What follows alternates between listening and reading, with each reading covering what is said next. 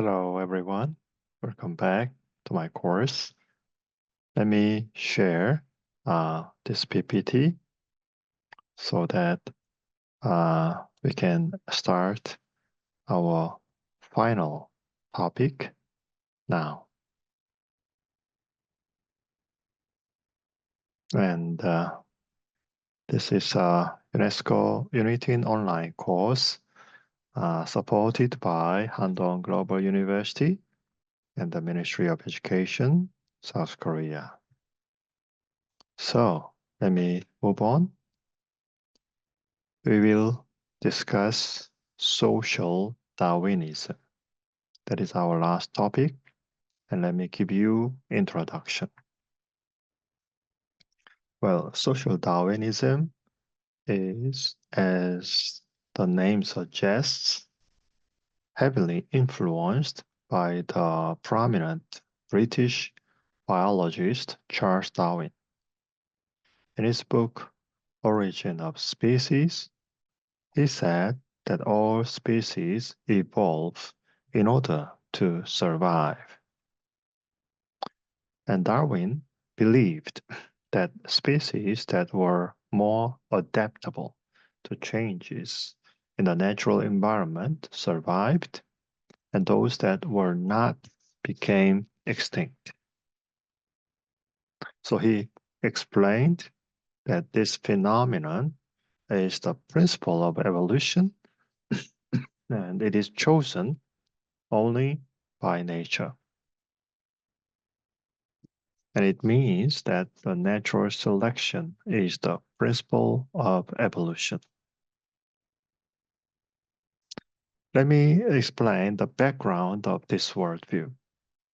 Social Darwinism emerged in the United Kingdom, North America, and Western Europe in the 1870s. It became very popular from the 19th and the 20th century.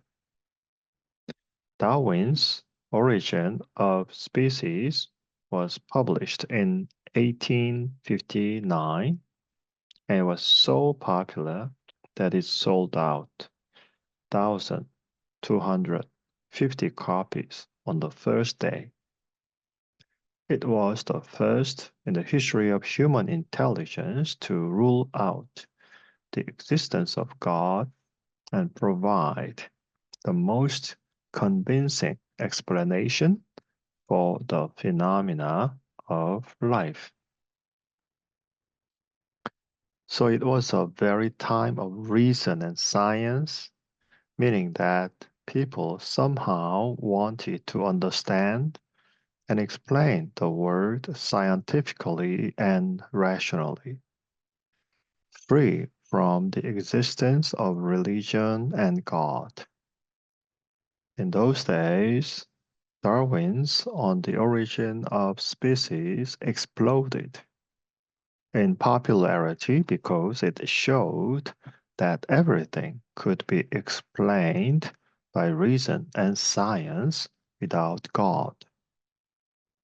At that time, imperialism prevailed in the world, and many Western powers occupied and colonized the world.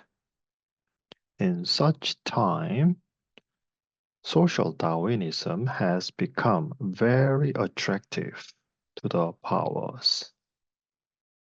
So as you see here, they took over other countries. They needed to rationalize their behavior, and social Darwinism was very fitting. The Western powers extended through the ocean and occupied Africa, America, and Asia, and colonized so many countries. Within this process, big and small frictions took place among the powers, especially Germany, which barely succeeded in integrating Prussia, started to chase imperialism and grew up fast, eventually leading to the outbreak of World War I. Even after the tragedy of war, the powers did not realize what was wrong, but only criticized the defeated countries. They kept imperialistic policies and maintained colonies. So, in the end, as Nazism emerged in Germany, World War II broke out again. And during the war, countless inhuman incidents that are related to social Darwinism took place in Germany. And after the war, people no longer accepted this worldview that led the world to tragedy. So, in summary, in a broad sense, social evolution theory, social Darwinism, was a very general idea that could be abbreviated as survival of the fittest to Europeans before World War II.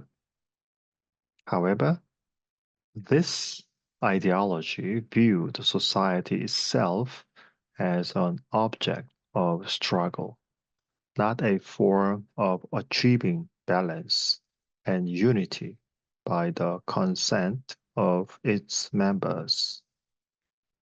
Although it advocated evolution in the name of Darwin, today's assessment is that it ignored the concept of evolution, that each living thing adapts to its own environmental characteristics, and distorted its meaning to justify the imperialist countries' invasion of other civilizations.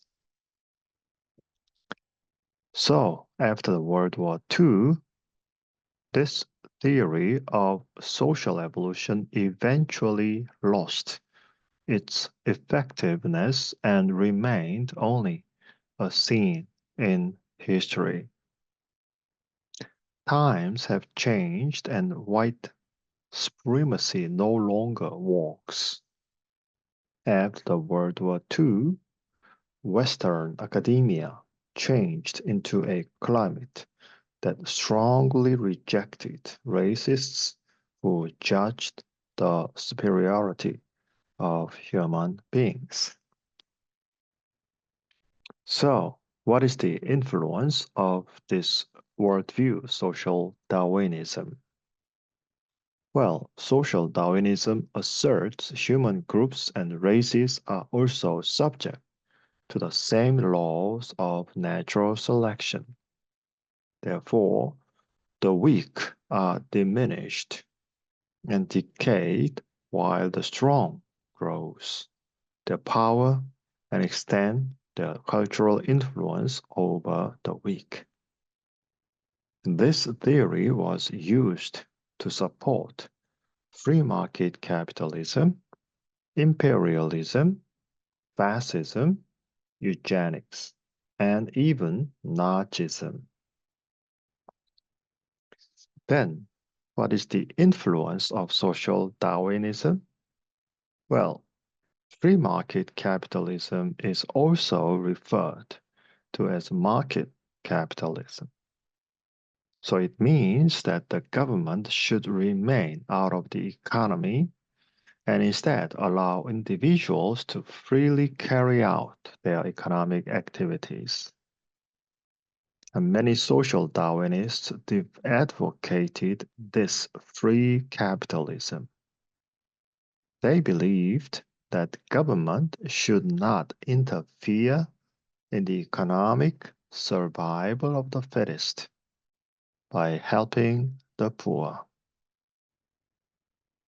Another example in which social Darwinism affected is an aggressive national ideology called imperialism. Imperialism means invading other countries and expanding its dominance far away. And colonialism is a similar concept. because it means exploiting the labor and resources of the conquered country for the benefit of the conqueror. So, social Darwinism offered a rational justification for imperialism and colonialism, as you can easily imagine.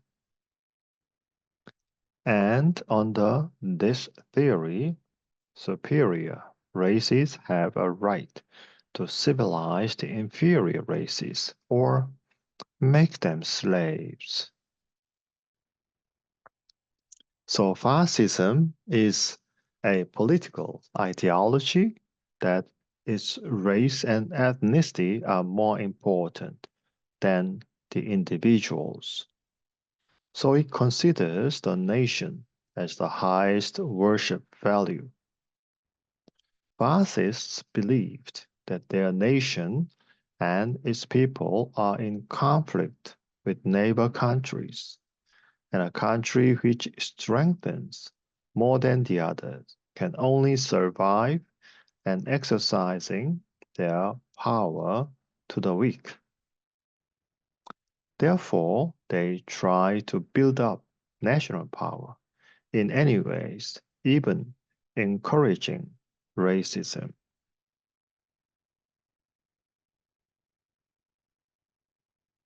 And then eugenics is a kind of ideology with the idea that human beings should be genetically improved. In the past, it was classified as a discipline due to the insufficient development of technology and science, but now it is just a theory. The goal of eugenics is to increase the superior population and to exterminate the inferior population. So this image explains what eugenics is very well. It's the self-direction of human evolution, like a tree. It draws its materials from many sources and organizes them into a harmonious entity, says the image. And then methods for achieving this purpose include birth control, racial improvement, and genetic manipulation. At that time, this discriminatory treatment of the disabled and deformed children reached the extreme, and the problems of eugenics were exposed to the world because of the Nazis in Germany. And representative problems of eugenics include human rights violations, genetic diversity damage, and ambiguous superiority standards. Eugenics was influenced by Charles Darwin's theory of evolution, but Darwin was not a racist in his lifetime. He objected that eugenics could undermine the noblest human instinct, altruism. However, Darwin's cousin, Francis Galton, was influenced by reading Darwin's book on the origin of species, and he studied the theory of eugenics. Unfortunately, the idea of eugenics helped to justify the genocide, which should not be happening again as the great powers were expanding their colonies at the time. The most representative fascism is, of course, Nazism in Germany. It happened in Germany, centering around Adolf Hitler. Nazis insisted that the Germans were superior to other races, so racism naturally appeared. And furthermore, They committed all kinds of inhuman acts to purify their race.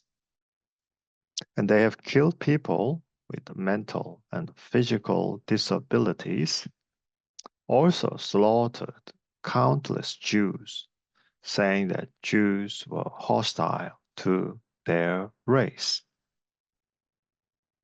And there are some representative thinkers of social Darwinism. So, first of all, before looking at representative thinkers of social Darwinism, it is important for us to understand Thomas Malthus's population growth philosophy. Thomas Malthus is a renowned British economist in the 18th century, and he theorized that population will expand exponentially as resources grow linearly. This means that there will be a point of crisis where people would have no choice left but to compete for the limited resources. So you can see here in this graph, Malthus' basic theory, okay, he argued that an increasing population would eventually outgrow its food supply like this. And this would result in starvation of the weakest. So this theory had a lot of influence on social Darwinists. The main notable thinker in social Darwinism is the British philosopher Herbert Spencer. Spencer is known as the founder of social Darwinism because he was the first to apply the theory of evolution to society. He believed that the principles of evolution in biology also apply to society. As comparing society to a living organism, he argued that just as biological organisms evolve through natural selection, society evolves and develops into complex structure. Also, in his book, Principles of Biology, he was the first to mention the phrase survival of the fittest, which means that the strong adapt and survive. From the point of view of social evolution, it is a law of nature for a powerful country to invade a weak country. It is natural that superior beings annihilate non-superior beings. Social evolution theory believes that humans can evolve and human civilization can further develop through numerous competitions and struggles. Now, next person is Francis Galton, as I mentioned already. He was the first person to create the word eugenics. He argued that for the development of mankind, systematic efforts are needed to quantify mankind genetically. So eugenics is a theory in support of human selection for the purpose of improving mankind. Before World War II, this theory spread around the world. Among them, Nazism actively accepted it.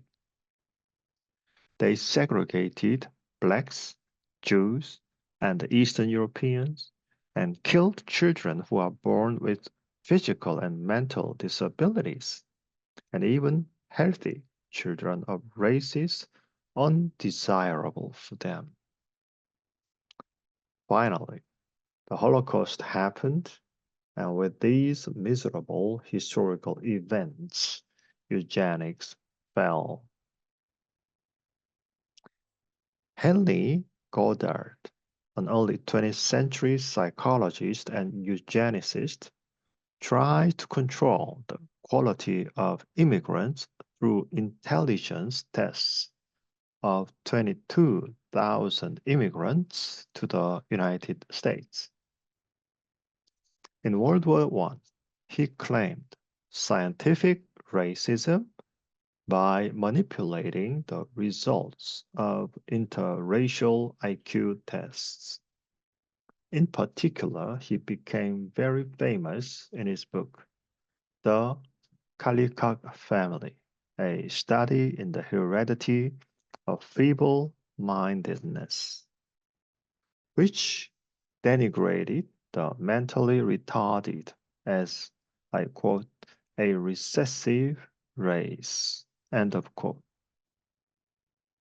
And he argued that, I quote, the child of a genius becomes a genius, and a child of fool becomes a fool, end of quote. Adolf Hitler is the most representative figure who brought this theory of social Darwinism into reality and extreme. He believed in the concept of natural selection, survival of the fittest, and he believed that he was superior to anyone else. He believed that the duty of superiors, including Germans, was to get rid of those who were not superior, such as Jews. And the Holocaust was planned massacre of civilians by the German government, the Nazis, during World War II.